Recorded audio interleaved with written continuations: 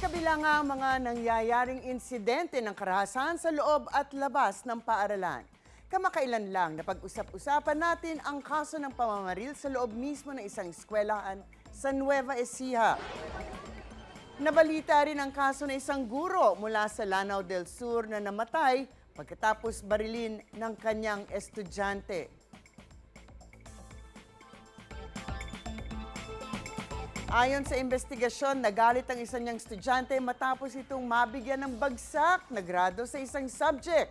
At ngayon, ito pa. Sa Cotabato, isang principal naman ang sugatan matapos pagbabarilin ng riding in tandem sa harap mismo ng paaralan.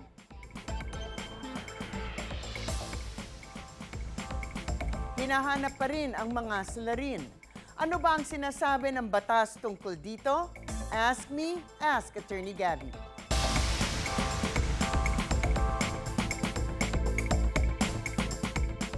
Attorney, ano po ba ang sinasabi ng batas tungkol sa mga ganitong kaso ng karahasan kung saan mga estudyante at guro ang sangkot?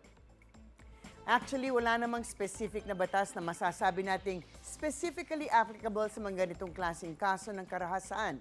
Ang gagamiting mga batas ay ang mga tinatawag nating batas of general application. May nasaktan, may namatay. Ang revised penal code primarily pa rin ang magiging batayan para sa mga krimen na ito. Sasampahan ng kaso ayon sa batas na to kung ito ay murder, homicide, kung ito ay consummated, frustrated o attempted lamang. Of course, kung ang saldirin ay isang estudyante na menor de edad, then magiging applicable naman ang Republic Act 9344 o ang Juvenile Justice and Welfare Act of 2006. Ibig sabihin, kung below 15 years old ang bata, siya ay exempt from criminal liability, pero baka mga ilangan ng intervention gaya ng counseling, education, or rehabilitation. Kung 15 to 18 years old at may discernment, ibig sabihin alam niya ang tama at mali, at gumawa siya ng isang heinous or serious crime, maaaring magkaroon ng paglilitis pero hindi naman siya ilalagay sa bilibid kasama ng matatandang preso kung mahatulang guilty. Suspended ang sentence pero malamang ilalagay sa bahay pag-asa o yung special youth facility dahil ang aim nga ng ganitong paraan ay ang rehabilitation. Pero inuulit natin na sa ilalim ng Family Code, ang mga paaralan ay may special parental authority habang ang mga batang menor de edad ay nasa pangangalaga nila. Kaya't mananagot sila in case magkaroon ng damages dahil sa kanilang pagpapabaya. Sa mga mas mataas naman na paaralan, sinabi na nga ng Korte Suprema na once nag-enroll ang isang estudyante, may obligasyon talaga ang paaralan na magsiguro ng isang safe learning environment para sa mga estudyante nito. Of course, sa mga kaso na nangyari na totally sa labas ng eskwelahan at ang involved ay mga stranghero or strangers, talagang ang mga laws of general application lamang ang mananaig.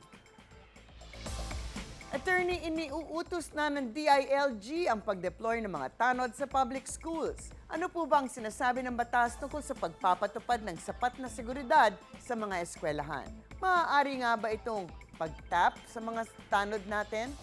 Well, why not? Sa kakulangan ng budget para sa public school, baka nga hindi naman sila makahire ng mga security guard. At the very least, pwede naman siguro ang mga tanod sa kinasasakupan ng kanilang otoridad na area. Ang mga tanod naman talaga yung first line of defense daw para sa peace and order sa kanilang lugar.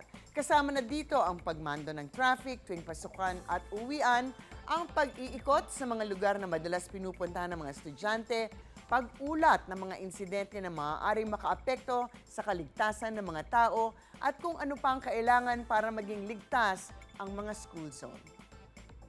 Ang mga usaping gatas, bibigyan po nating linaw, alam niyo na, para sa kapayapaan ng pag-iisip, huwag magdalawang isip, ask me, ask Attorney Gabby. Ikaw, hindi ka pa nakasubscribe sa GMA Public Affairs YouTube channel? Bakit? Mag-subscribe ka na, dali na, para laging una ka sa mga latest kwento at balita. I-follow mo na rin ang official social media pages ng Unang Hirit. Salamat, Kapuso.